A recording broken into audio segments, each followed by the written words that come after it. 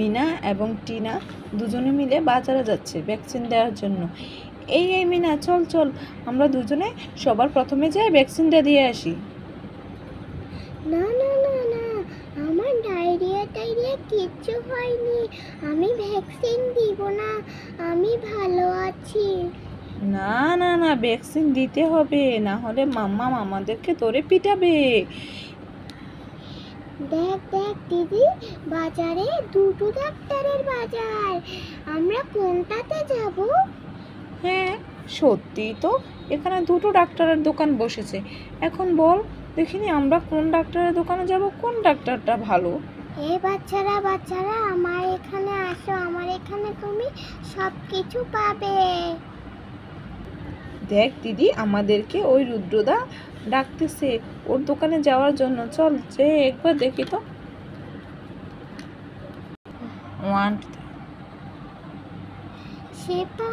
শেফা তখনই শেফা বলে উঠল, এই আমার দোকানে এসে ওই পাগলের দোকানে যেও না।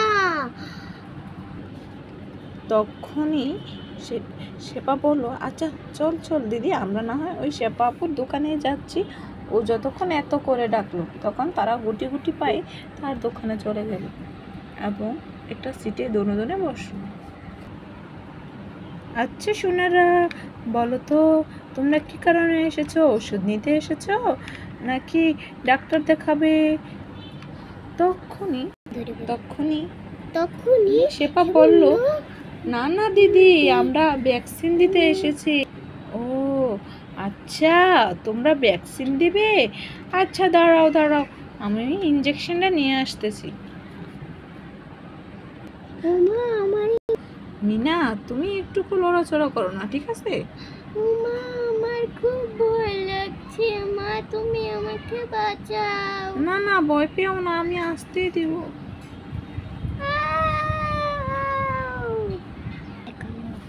এই তো হয়ে গেছে, কান্না করিও না, এখন রেখে দিচ্ছি।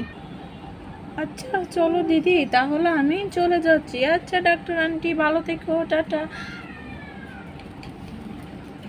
আস্তে আস্তে করে তারা চলে আসতে লাগলো। এই তোরা আমার কাছ থেকে ইঞ্জেকশন দিস না, ওই শেপার কাছ থেকে ইঞ্জেকশন দিয়েছিস? দাঁড়া, তোদেরকে দোনোটাকে আজকে আমি পাগলের ইঞ্জেকশন দিয়ে দিবে। মা তাড়াতাড়ি পালা, নাইলে পাগল ডাক্তার।